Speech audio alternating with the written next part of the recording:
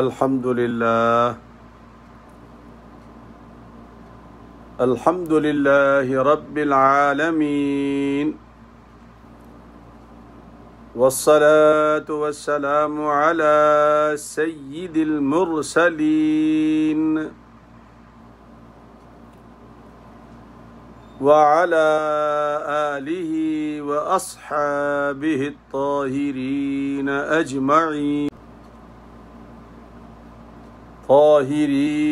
أجمعين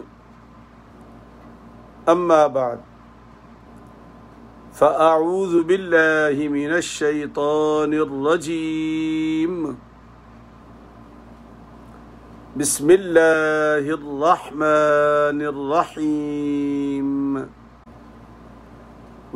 وقال الشيطان لما قضي الأمر إن الله وعدكم وعد الحق ووعدتكم فأخلفتكم وما كان لي عليكم من سلطان إلا أن دعوتكم فاستجبتم لي فلا تلوموني ولوموا أنفسكم ما أنا بمصرخكم وما أنتم بمصرخي إني كفرت بما أشركتمون من قبل إن الظالمين لهم عذاب أليم وأدخل الذين آمنوا وعملوا الصالحات جنات تجري من تحتها الأنهار خالدين فيها بإذن ربهم تحيتهم فيها سلام صدق الله العظيم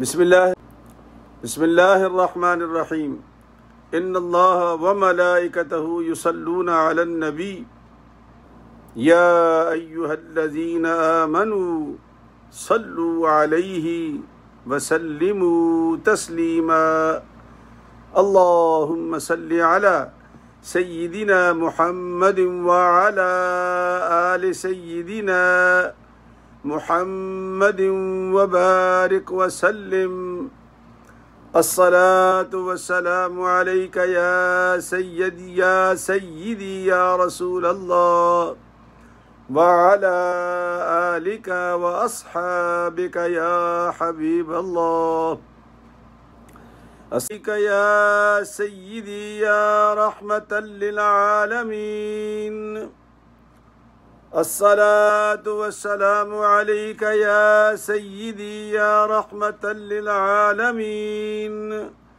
وعلى آلك شفيع المذنبين وعلى آلك وأصحابك يا شفيع المذنبين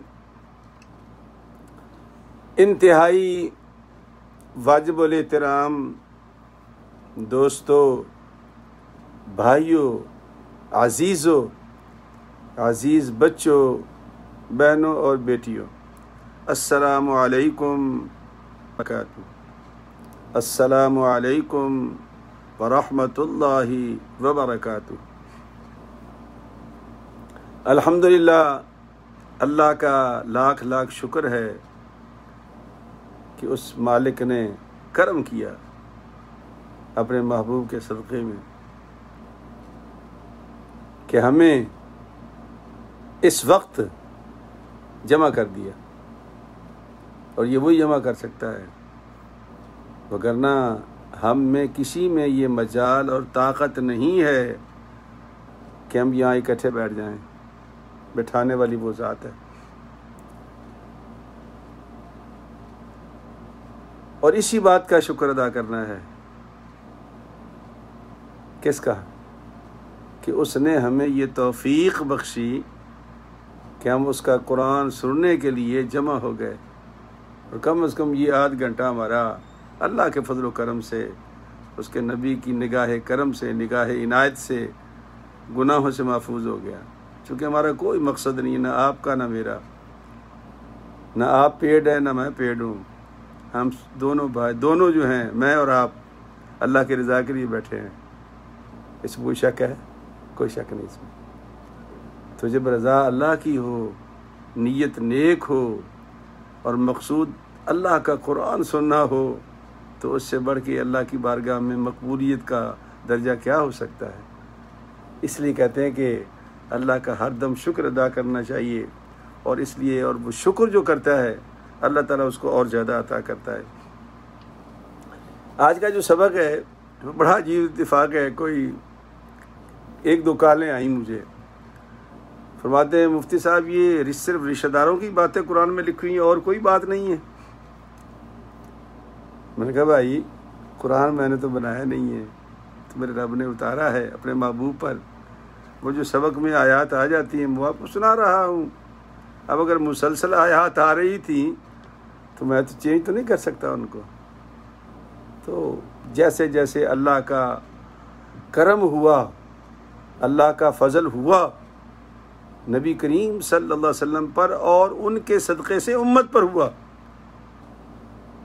آپ کو یاد ہوگا، اگر میری بات میں کبھی کبھی ریپیٹ بھی کرتا ہوں تاکہ یاد ہو جائے، اللہ فرماتے ہیں کہ لو انزلنا ھذا القرآن علی جبل لرأیتہ خاشعا متصدعا من خشیۃ اللہ، اور اگر میں یہ قرآن پہاڑوں پر نازل کر دیتا، وہ تو خشیت سے یعنی خشیت الہی سے یعنی اللہ کے خوف سے وہ تو ٹوٹ کر ریزہ ریزہ ہو جاتے ہیں، تو پھر ہم لوگ کیسے برداشت کر گئے؟ سوال ہے نا۔ یہ باتیں سمجھنے والی ہیں جو عام لوگوں کے سمجھ میں نہیں آتی، اور نہ یہ کتابوں میں ہوتی ہیں، یہ آپ کے اور میرے سینے میں ہیں، روشنی ملتی ہے، روشنی۔ تو قرآن کریم کی دوسری آیت ہے جو میں نے آپ کو یاد کرائی تھی، آج پھر یاد کرا دیتا ہوں۔ اللہ فرماتا ہے وَأَنزَلْنَا إِلَيْكَ الذِّكْرَ لِتُبَيِّنَ لِلنَّاسِ مَا نُزِّلَ إِلَيْهِمْ، اے محبوب بے شک میں نے یہ قرآن لوگوں کے لیے اتارا، ان کی ہدایت کے لیے اتارا ہے، لیکن میں نے بھیجا تیرے دل پہ ہے، اب تو بیان کر،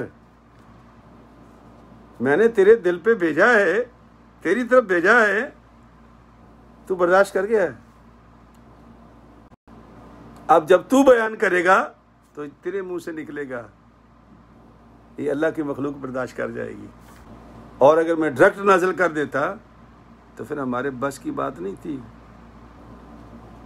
تو اللہ پاک نے ہمارے پیارے محبوب جناب محمد الرسول اللہ صلی اللہ علیہ وسلم پر یہ قرآن ان کے دل پر نازل کیا، اور وہ برداشت کر گیا، اور جب سرکار کے منہ سے نکلا تو پھر رحمت ہی رحمت تھا، پھر ہم جیسوں کے کام بھی آ گیا۔ کتنی زبردست یہ آیت ہے، کوئی ہے جواب اس کا آپ کے پاس؟ کس کے پاس نہیں ہے؟ مگر نہیں، یہ تو بہت بڑا سوال ہے کہ اللہ پاک کہتا ہے پہاڑ نہیں کھڑے ہو سکتے، تو تم کیسے برداشت کر گئے بھائی؟ اللہ فرماتے ہیں کہ انا عرضنا الامانة على السماوات والارض والجبال فابين ان يحملنها واشفقن منها وحملها الانسان۔ اللہ فرماتے ہیں کہ میں نے اس پاک کلام کو پہاڑوں پر، زمینوں پر، سمندروں پر پیش کیا، ہاتھ باندھ دیے انہوں نے کہ یا اللہ ہم افورڈ نہیں کر سکتے، ہم اس قابل نہیں کیری کر سکے۔ وحملها الانسان، اللہ پاک مجھے دے دے، میں اٹھا لیتا ہوں۔ اللہ پاک فرماتے ہیں انہ کان ظلوما جہولا، یہ کتنا بھولا ہے، کتنا تیزی سے اس نے میری امانت کو لیا تھا، اب یہ کتنی تیزی سے اپنے پیچھے اس کو ڈال رہا ہے۔ یہی آج کا بیان ہے۔ اللہ کریم نے ایسا خوبصورت نقشہ کھینچا نا قیامت کا، حساب و کتاب کا، مالک یوم الدین جو ہے اس کا، قرآن کریم کی روشنی میں آپ دیکھیں ایمان تازہ ہو جائے گا، اور کبھی آپ غور سے اس کو پڑھ لیں گے۔ ہاں لیکن یہ غور طلب چیزیں ہیں، یعنی یہ نہیں کہ اب میں اور آپ پڑھ رہے ہیں تو چل ٹھیک ہے بس وہ کافی ہو گیا، نہیں نہیں نہیں نہیں، جب بھی کبھی موقع مل جائے 24 گھنٹے میں تو اس 1-1.5 آیت پڑھتا ہوں میں، کم از کم اس کو ایک دوبارہ خود پڑھ لیں، ترجمہ کریں، اس کا بار بار ترجمہ کریں، آپ کے اندر ایک نور پیدا ہو جائے گا. آپ یقین کریں آپ کے اندر معانی و مفاہیم پیدا ہونے شروع ہو جائیں گے. جو میں بتا رہا ہوں وہ نہیں، اللہ کی طرف سے آپ کے اوپر دل کے اوپر نزول ہوگا. آپ بھی تو اللہ کے اتنے ہی قریب ہیں، ہو سکتا ہے آپ مجھ سے زیادہ قریب ہوں اللہ کے. تو اللہ فرماتے ہیں وقال الشیطان لما قضی الامر، اور کہے گا شیطان، وقال الشیطان کہے گا شیطان جب ہو چکے گا فیصلہ، لما قضی الامر فیصلہ ہو جائے گا، یہ جنتی ہے یہ جہنمی ہے، اللہ فیصلہ کر دے گا، جنت اور جہنم کا فیصلہ ہو جائے گا. شیطان کیا کہے گا؟ ان اللہ وعدکم وعد الحق، لوگو بے شک جو اللہ نے وعدہ کیا تھا تم سے وہ ایک سچا وعدہ تھا. جو اللہ نے وعدہ کیا تھا تمہارے ساتھ ایک سچا وعدہ تھا. وَوَعَدتُّكُمْ فَأَخْلَفْتُكُمْ وَمَا كَانَ لِيَ عَلَيْكُمْ وَوَعَدتُّكُمْ فَأَخْلَفْتُكُمْ وَمَا كَانَ لِيَ عَلَيْكُمْ مِنْ سُلْطَانٍ، اور جو میں نے وعدہ کیا تھا تم سے وہ تو جعلی وعدہ تھا، جھوٹا وعدہ تھا. اور پھر میں نے تم سے کہا تھا میں ذمہ دار ہوں، میں نہیں ذمہ دار اٹھاتا نا، آج میں آپ کے خلاف ہوں. پھر وہ کہتا ہے میں نے کوئی تمہیں وما کان لی علیکم من سلطان، میں نے کوئی دلیل دی تھی آپ کو؟ کوئی میں نے آپ کو بتایا تھا؟ اللہ کی تو ساری باتیں با دلیل تھی، میری ساری باتیں فیک تھی، ساری باتیں بلا دلیل تھی. میں نے کوئی زور تو نہیں لگایا آپ کے اوپر نا کہ آ جاؤ میری طرف، آ جاؤ میری طرف، آ جاؤ میری طرف، میں نے زور نہیں لگایا. میں نے الا ان دعوتکم فاستجبتم لی، میں نے دعوت دی آپ نے قبول کر لی، میں نے دعوت دی آپ نے قبول کر لی. شیطان کہہ رہا ہے اللہ کی بارگاہ کے سامنے کھڑا ہے، وہ فیصلہ ہو چکا ہے، جنتی ایک طرف جہنمی ایک طرف، لیکن افراتفری ہے، ابھی فیصلہ ہوا، ابھی اپنی امپلیمنٹیشن باقی ہے کہ اس کو فلفل کیسے کرنا ہے، یہ باقی ہے، ابھی فیصلہ ہوا ہے. اب جانے آنے کا مسئلہ بھی باقی ہے، لیڈ کرنے والا کوئی نہیں ہے، امتیں ہیں. یہ تو یک طرفہ فیصلہ ہو گیا نا پوری دنیا کا، چل بھائی تو جہنمی ہے، چل بھائی تو جنتی ہے. ابھی فیصلہ نہیں ہوا، صرف اللہ نے فیصلہ کیا ہے. اب آگے کیسے جائیں گے جنت میں، وہ جہنم میں کیسے جائیں گے، کون رہنمائی کرے گا، کون لیڈر ہوگا ان کا، اس کا فیصلہ نہیں ہوا ابھی. لیکن شیطان ان کو بتا رہا ہے، کیا بتا رہا ہے کہ میں نے کوئی تمہیں دلیل نہیں دی تھی نا، میں نے کوئی تمہیں بتایا نہیں تھا کہ میرے پاس اتھینٹک دلیل ہے، کوئی بھی نہیں، میرے پاس کچھ نہیں تھا. اور نہ میں نے تمہیں کان سے پکڑ کے کہ آ جاؤ یہ کام کرو، ایسا نہیں کیا. میں نے دعوت دی.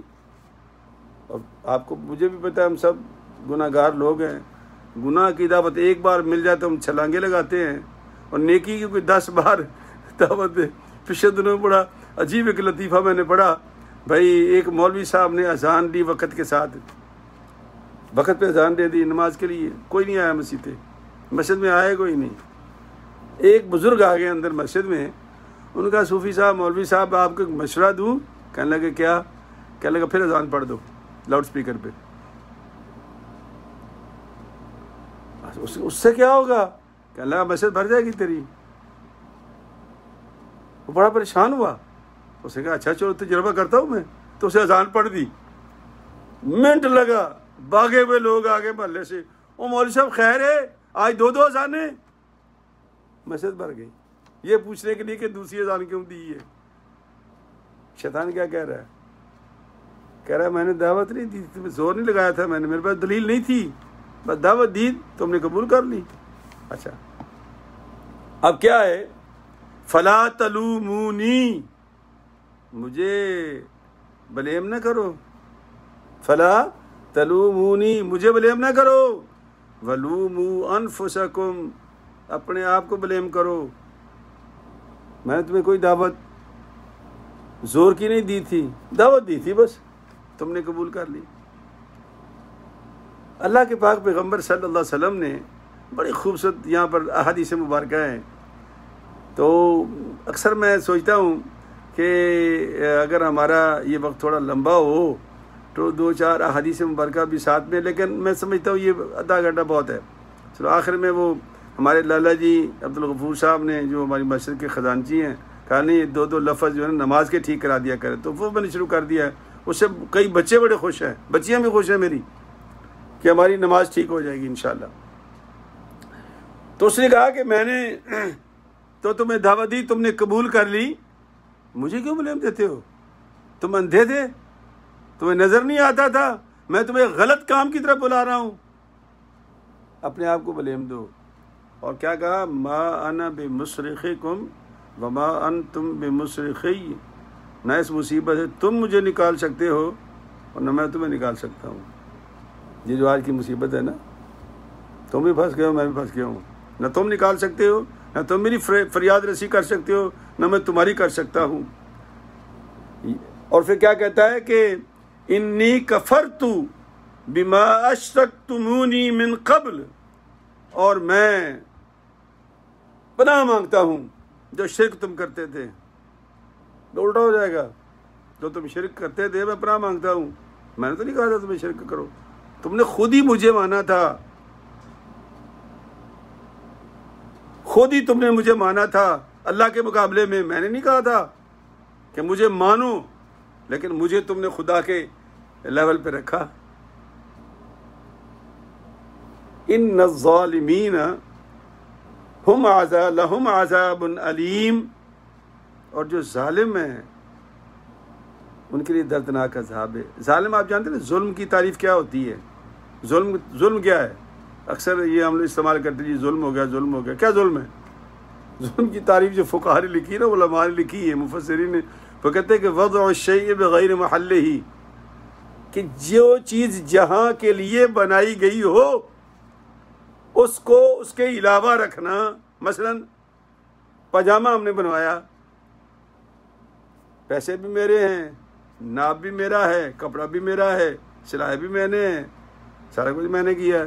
اور میں کیا کرتا ہوں، پاجامے کو گلے میں ڈال لیتا ہوں اور قمیض کو نیچے باندھ لیتا ہوں تو باہر آ جاؤں گا. آپ لوگ کہو گے یہ پاگل جا رہا ہے. کیوں بھائی؟ جب پیسے میرے ہیں، وجود میرا ہے، کپڑا میرا ہے، تو پھر پاگل کیوں ہوں میں؟ کہ ظلم کیا ہے میں نے، کہ پاجامہ نیچے پہننے کے لیے ہے، قمیص اوپر پہننے کے لیے ہے. میں نے پاجامہ اوپر پہن لیا ہے، قمیص نیچے پہن لی ہے. اس کو ظلم کہتے ہیں. تو ان الظالمین، بلکہ باتوں میں بات یاد آ گئی، مسئلہ بھی ساتھ ساتھ میں چلتا رہے تو اچھا ہے، ایک آدھ مسئلہ بھی ہو جائے، کوئی عرض نہیں. وہ مجھے اکثر دوستوں نے پوچھا جی کہ یہ ناخن کٹانا اور داڑھی اور بال اور یہ اور وہ، یہ جناب یہ عمل کیسا ہے؟ میں نے کہا بہت اچھا عمل ہے. اوہ، اللہ کے پاک پیغمبر نے اس عمل کی بڑی تعریف کی ہے. یہ مقبول عمل ہے لیکن مستحب ہے، آپشنل ہے. کر لو ٹھیک ہے، نہ کرو کوئی بات نہیں. کر لو تو سبحان اللہ، نہ کرو تو سبحان اللہ. پوچھ پری تو کوئی نہیں، زور نہیں دینا اس پہ لوگوں پہ. یہ واجب نہیں ہے، یہ مستحب ہے. اچھا، اب میں نے کہا ایک بندے سے مسئلہ پوچھا، میں نے پوچھا کہ یار تم بتاؤ، یہ جو تم داڑھی شریف تم نے چھوڑ دی ہے، عید والے دن تم داڑھی رکھو گے؟ کہتا نہیں جی وہ آپ کو پتہ ہے کہ حضرت صاحب کہاں رکھ سکتے ہیں ہم لوگ داڑیاں، آپ کو پتہ ہی ہے، آپ امریکہ میں رہتے ہیں. اچھا، خیر میں اپنی مثال دوں تو لوگ ناراض ہو جاتے ہیں. میں نے کہا یار میری بھی تو ہے، میں بھی تو امریکہ میں رہتا ہوں، مجھے تو ان سے زیادہ ہو گئے یہاں رہتے ہوئے، 32-33 سال ہو گئے مجھے رہتے ہوئے. میری تو داڑھی ہے، اور اسی طرح بازار بھی جاتا ہوں، مینہٹن بھی جاتا ہوں، جاتا بھی شلوار قمیص میں ہوں، اسی داڑھی کے ساتھ جاتا ہوں. مجھے تو کچھ نہیں ہوا، کچھ نہیں کہتے یہ لوگ، یہ ہمارا اندر کا چور ہے یہ. تو میں نے کہا تو اگر تو داڑھی تم نے رکھنی ہے تو یاد رکھ 2.5 گنا ثواب ہے اس کا. ایک تو وہ جو سرکار نے فرمایا مستحب عمل ہے، اور ایک یہ کہ یہ اس کے بعد آپ نے کہا تو 1.5 گنا یہ ہو گیا. تو 2.5 گنا ہو گیا، ثواب ہو گیا اگر داڑھی رکھ لو۔ لیکن یہ بتاؤ مستحب عمل کے لیے عین عید والے دن اگر تم داڑھی پہ غصہ رکھو گے تو یہ ظلم ہے۔ یہی ظلم کی تعریف ہے کہ داڑھی تو اللہ نے پیدا کی ہمارے چہرے پر رکھنے کے لیے، اور ہم کاٹ کے کہتے ہیں اللہ میاں پکڑ، ہمیں نہیں چاہیے اتنا گفٹ۔ اگر یہ نہ ہوتی تو پھر عورتوں کے چہرے پر بھی داڑھی ہوتی، ہمارے کیوں ہے؟ تو میں نے کہا تو عید والے دن جب ثواب ملنے کا اللہ کی طرف سے عنایت ہوگی اور تو سنت رسول کو اسرے سے مونڈ رہا ہوگا، یار بتا تو مستحب عمل کے لیے سنت کے ساتھ ظلم کر رہا ہے، یہ جائز ہے؟ آپ سے بھی پوچھتا ہوں، سوچو بیٹھ کے گھر میں، یہ دین کو سمجھنے کے لیے مسئلہ یہ کہ ہم تھوڑی سی نیکی کے لیے بہت بڑا گناہ کر لیتے ہیں، وہ گناہ افورڈ نہیں کر سکتے ہم لوگ۔ اگر تو داڑھی شریف رکھنی ہے 2.5 گنا اجر، اور اگر وہ عید والے دن مونڈنی ہے یار تو سنت رسول کو اسرے سے عید والے دن مونڈو گے۔ اللہ کے رسول کو سرکار نے فرمایا کہ جب تم داڑیاں مونڈتے ہو تو مجھے تکلیف ہوتی ہے چونکہ یہ میری سنت ہے۔ تو میرے کہنے کا مقصد یہ کہ نہیں ہے تو پھر نہیں ہے، اگر نہیں ہے تو پھر نہیں ہے۔ اس لیے تم کہتے ہیں کہ اگر آدھی قمیض صاحب نے پہنی ہوئی ہے، بنی اس طرح ہے، جائز ہے نماز، لیکن اگر تم نے یہ قمیض پہنی ہوئی ہے، اس کو آپ نے فولڈ کیا ہوا ہے، تو پھر شریعت کہتی ہے اس کو کھول پورے کو، یہ بٹن بھی بند کر، اگر نہیں ہے تو پھر نہیں ہے، ہو جائے گی، لیکن اس کے بغیر نہیں۔ بہرحال ادھر ادھر نہ چلا جاؤں میں، تو شیطان یہ کہے گا بھائی میں نے تمہیں زور سے نہیں لایا، میں نے دعوت دی تم آ گئے۔ سرکار دو عالم فرماتے ہیں 2 سٹیج لگیں گے، دو سٹیج لگیں گے اسی حدیث کے ضمن میں، ان آیات کے ضمن میں سرکار فرماتے ہیں، ایک پہ شیطان کھڑا ہوگا اور ایک پہ میں ہوں گا، ایک شیطان ہوگا ایک پہ میں کھڑا ہوں گا۔ سرکار دو عالم صلی اللہ علیہ وسلم فرماتے ہیں کہ جب مجھے بلایا جائے گا تو اتنی خوشبو پھیلے گی، سرکار خود فرماتے ہیں کہ میں نے اس سے پہلے اتنی خوشبو کبھی سونگھی بھی نہیں ہوگی، اتنی خوبصورت خوشبو ہوگی جب میں اٹھایا جاؤں گا۔ اور کیوں اٹھایا جاؤں گا؟ کہ وہ جب افراتفری پھیلی ہوگی لوگ پوچھیں گے کہاں جانا ہے، ہم نے کہاں جانا ہے بھائی، فیصلہ تو ہو گیا۔ کہا کہ چلو باب آدم کے پاس چلتے ہیں، وہ باب آدم کے پاس جائیں گے، سارا لشکر جائے گا، تو بابا آدم کہے گا کہ ٹھیک ہے، اللہ نے مجھے اپنے ہاتھ سے بنایا تھا، وَنَفَخْتُ فِيهِ مِن رُوحِي، اپنی روح بھی ڈالی تھی، لیکن میں نے وہ گندم کا دانہ کھایا تھا تو مجھے لگتا ہے میرا رب میرے ساتھ ناراض ہوا تھا، تو میں اس ناراضگی کی وجہ سے مجھے شرم آتی ہے کہ میں اللہ کی بارگاہ میں ہاتھ اٹھاؤں۔ تو ایسا کر ابراہیم علیہ السلام کے پاس، نوح علیہ السلام کے پاس جاؤ، حضرت نوح علیہ السلام کے پاس جائیں گے تو کہیں گے کہ میں نے تو ایک ایسی دعا کی تھی کہ رب لا تذر علی الارض من الکافرین دیارا، یا اللہ اس تختہ ارض سے کافروں کا بیج ہی ختم کر دے۔ اور اگر میں یہ دعا کر دیتا، میں تو نہیں کر سکا مسلمان، چل تو ہی سب کو مسلمان کر دے، تو ہو سکتا ہے میرا رب مسلمان کر دیتا، لیکن میں نے یہ جو بد دعا کی ہے نا تو مجھے غیرت آتی ہے اللہ سے مانگتے ہوئے۔ علیہ السلام کے پاس جائیں گے، سرکار فرماتے ہیں پھر وہ بھی ان کو آگے چلا دیں گے موسیٰ علیہ السلام، پھر موسیٰ علیہ السلام سے چلائے جائیں گے، حضرت عیسیٰ تک آ جائیں گے۔ حضرت عیسیٰ علیہ السلام کہیں گے میں تمہیں آخری بات بتاتا ہوں کام کی۔ حضرت عیسیٰ فرماتے ہیں میں کام کی بات بتاتا ہوں، محمد عربی کے پاس، محمد امی ہے اور عربی اس کے پاس چلے جاؤ تمہارا کام ہو جائے گا۔ سرکار فرماتے ہیں پھر میرے پاس آئیں گے، 6 حدیثوں میں یہ حدیث ہے، پھر مجھے حکم ہوگا، ایک اور حدیث بھی ہے سجدے والی ہے، یہ اور ہے، مجھے حکم ہوگا کھڑے ہو جاؤ، میں کھڑا ہو جاؤں گا۔ اللہ کے پاک پیغمبر فرماتے ہیں کہ میرے سر کے بال سے لے کے ناخنوں تک نور ہی نور ہو جائے گا، لائٹ ہی لائٹ، لائٹ ہی لائٹ، اور اتنی خوشبو۔ سرکار فرماتے ہیں کہ اس سے پہلے میں نے بھی ایسی خوشبو نہیں سونگھی ہوگی۔ میں کھڑا ہو جاؤں گا اللہ کی بارگاہ، مجھ سے کہے گا کہ اے محمد صلی اللہ علیہ وسلم مانگ کیا مانگتا ہے؟ تو میں مخلوق خدا کے لیے دعا کراؤں گا، ان کی رہائی مانگوں گا اور ان کو جنت میں لے جانے کے لیے اجازت طلب کروں گا، حکم ہوگا کہ ان کو لے جاؤ جنت کی طرف۔ تو سرکار فرماتے ہیں کہ میں سارے جنتیوں کو جنت کی طرف لے کے جاؤں گا، ادھر شیطان ہوگا، وہ واعظ تقریر کر رہا ہوگا، لوگ اس کے پاس جائیں گے، کہیں گے وہ مسلمانوں نے تو اپنا لیڈر تلاش کر لیا ہے، ایمان والوں نے بندہ تلاش کر لیا ہے جو جنت میں لے جا رہا ہے۔ ابلیس ہم تو تیرے پیچھے چلے تھے، چل ہمیں تو بھی لے کے چل جنت کی طرف۔ تو وہ کہے گا بھول جاؤ جنت کو، میں تمہیں کہاں جنت میں لے کے جاؤں گا۔ لیکن جب وہ اٹھ کے کھڑا ہوگا، سرکار دو عالم فرماتے کہ اتنی بدبو پھیلے گی، اتنی بدبو پھیلے گی کہ خود بھی پریشان ہو جائے گا، وہ اتنی بدبو پھیلے گی خود بھی پریشان ہو جائے گا۔ اور اس کے بعد کیا ہوگا؟ اللہ تبارک و تعالیٰ کی بارگاہ میں وہ کچھ نہیں مانگ سکے گا۔ کیا کہے گا؟ آؤ میرے ساتھ، میں تم لے چلتا ہوں۔ وہ جب میں غفیر اس کے ساتھ چل پڑے گا تو پوچھے کہ کہاں لے جا رہے ہو؟ کہا میں تمہیں جہنم میں لے جا رہا ہوں، اس لیے کہ میرے پاس وہاں تک جانے کے علاوہ کوئی میرے پاس اور کوئی ذریعہ نہیں ہے کہ آج ہماری تقدیر یہ ہے۔ اچھا، اس ضمن میں 9 آیات ہیں جو اللہ پاک پیغمبر نے ارشاد فرمائی ہیں کہ 9 سوال ہوں گے لوگوں سے۔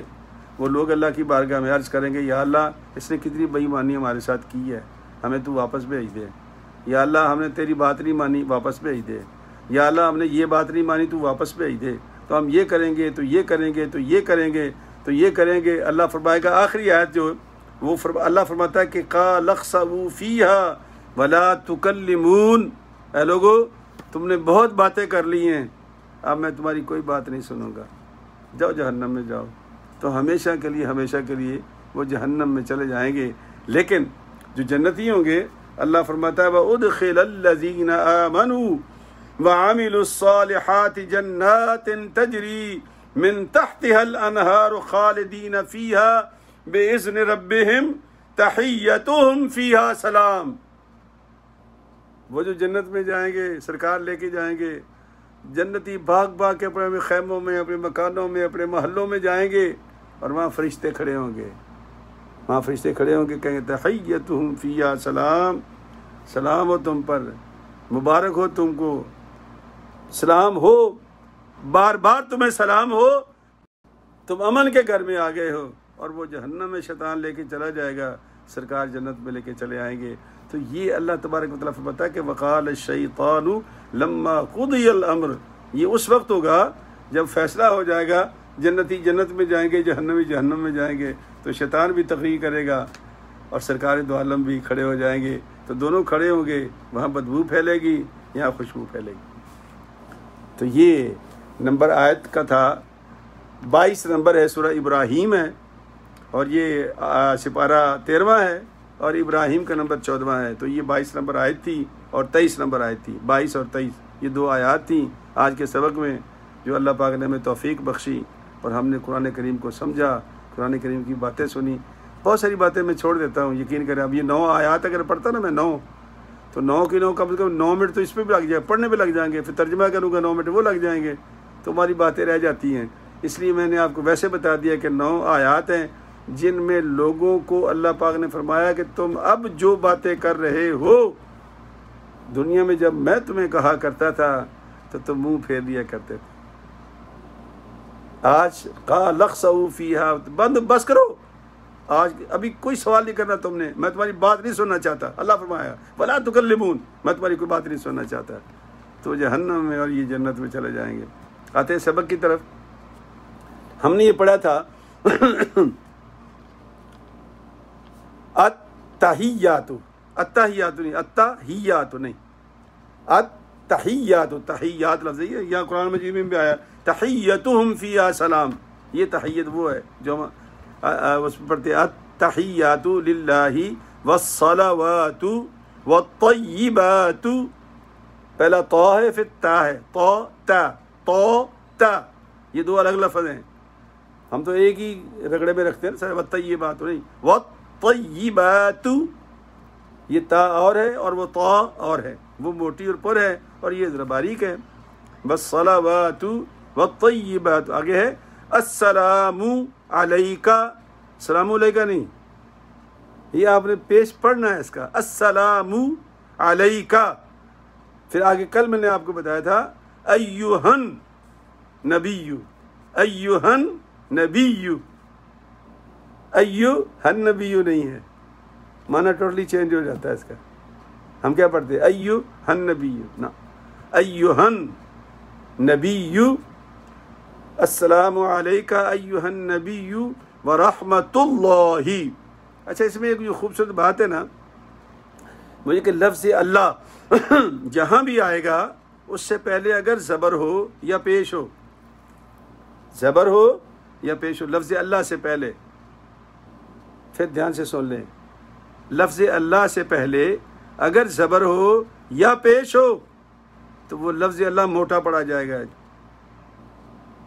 रहमतुल्लाहि, रहमतुल्लाहि, अल्लाहु अकबर मोटा पड़ा जाएगा। और जिस अल्लाह से पहले ज़ेर होगी तो वो लाम बरीक हो जाएगा अल्लाह का। जैसे बिस्मिल्लाहि, बिस्मिल्लाहि नहीं पढ़ सकते हम, क्या पढ़ेंगे? बिस्मिल्लाहि। तो लफ्ज़ अल्लाह से पहले अगर ज़ेर हो तो लफ्ज़ अल्लाह का लाम बारीक पढ़ा जाएगा, और अगर ज़बर या पेश हो तो फिर क्या होगा? वो मोटा पढ़ा जाएगा। अस्सलामु अलैका अय्युहन नबिय्यु व रहमतुल्लाहि व बरकातुहु, व बरकातुहु, तु ये ता नहीं, तु ता है, बरकातुहु। उसके बाद है अस्सलामु अलैना, अस्सलामु अलैना, अस्सलामु अलैना। ये प्रैक्टिस करेंगे ना तो ये खुद ब खुद आपकी ज़बान पे चढ़ जाएगा। अस्सलामु अलैना पढ़ते हैं हम, अस्सलामु अलैना, अस्सलामु अलैना नहीं, अस्सलामु मीम की पेश को वाज़े करना है, तब जाके इसका माना ठीक होगा। अस्सलामु अलैना व अला इबादिल्लाहि, आगे ना लाम से पहले ज़ेर आ गई तो दिल्लाहि, दिल्लाहि नहीं पढ़ना, इबादिल्लाहि, इबादिल्लाहि। अस्सलामु अलैका अय्युहन नबिय्यु व रहमतुल्लाहि व बरकातुहु, अस्सलामु अलैना व अला इबादिल्लाहि सालिहीन। इबादिल्लाह, ये लफ्ज़ अल्लाह से पहले ज़ेर आ गया तो ज़ेर आने से क्या होगा? ये लफ्ज़ अल्लाह का लाम बारीक हो जाएगा। और अगर लफ्ज़ अल्लाह से पहले ज़बर और पेश होगा तो मोटा हो जाएगा, पुर पड़ा जाएगा। इसकी प्रैक्टिस करेंगे तो इंशाल्लाह ये मुश्किल नहीं है काम, ये बहुत आसान काम है, बहुत ही आसान है। इसलिए हम पढ़ते हैं जब अज़ान में भी अल्लाहु अकबर, अल्लाहु अकबर, तो अल्लाह से पहले तो ज़बर है, ये तो मोटा होगा। अल्लाह, अल्लाहु अकबर, अल्लाहु अकबर। क्यों? लफ्ज़ अल्लाह से पहले ज़बर आ गई, और जब लफ्ज़ अल्लाह से पहले ज़बर आएगी तो लाम मोटा हो जाएगा। लफ्ज़ अल्लाह से पहले अगर पेश आ गया लाम मोटा हो जाएगा, और अगर ज़ेर आ गई तो लाम पतला हो जाएगा। ये बार बार इसको याद करेंगे, याद हो जाएगा। मिसालें आपके पास मौजूद हैं। वाला, वाला। अच्छा, यहाँ हम ना जल्दी से वला पड़ जाते हैं, वला, ये वला नहीं है, यह है वाला इबादिल्लाहि सालिहीन। यहाँ तक रखते हैं। इसको एक मतलब फिर पढ़ लेते हैं सारा। अत्तहियातु लिल्लाहि वस्सलावातु वत्तय्यिबातु अस्सलामु अलैका अय्युहन नबिय्यु व रहमतुल्लाहि व बरकातुहु, अस्सलामु अलैना व अला इबादिल्लाहि सालिहीन, इबादिल्लाहि सालिहीन, इबादिल्लाहि सालिहीन पढ़ना चाहिए, ताकि वो मेरा जरा आज गला ख़राब है थोड़ा सा इसलिए टूट जाता है, लेकिन इसको पूरा पढ़ना चाहिए। इबादिल्लाहि सालिहीन इकट्ठा पढ़ना है इसको। तो ये आज का सबक भी हो गया। अल्लाह तबारक व तआला भी आपका भी हामी नासिर हो, मेरा भी हामी नासिर हो। अल्लाह कोरोना की वबा को दूर फरमाए, बीमारों को शफा अता फरमाए। जो हमारे बहन भाई अल्लाह को प्यारे हो गए, अल्लाह पाक उनको जन्नत में जगह दे, और जो बच रहे हैं अल्लाह सेहत के साथ ज़िंदगी अता फरमाए। एक और भी दुआ करो, कुरान पढ़ रहे हो, कुरान खुला हुआ है हमारे सामने, कि जो हमारे बहन भाई किसी वजह से ये कागज़ों में पीछे रह गए, कोई चीज़ कम हो गई, कोई पेपर कम हो गया, कागज़ नहीं बन सके, انتظار کرتے کرتے کرتے مدتیں گزر گئی ہیں، ان کے لیے بھی دل سے دعا کر دو کہ یا اللہ ہمارے ان بہن بھائیوں کا بھی کام کر دے، ان کے کاغذات کی بھی تکمیل کر دے۔ السلام علیکم ورحمۃ اللہ وبرکاتہ۔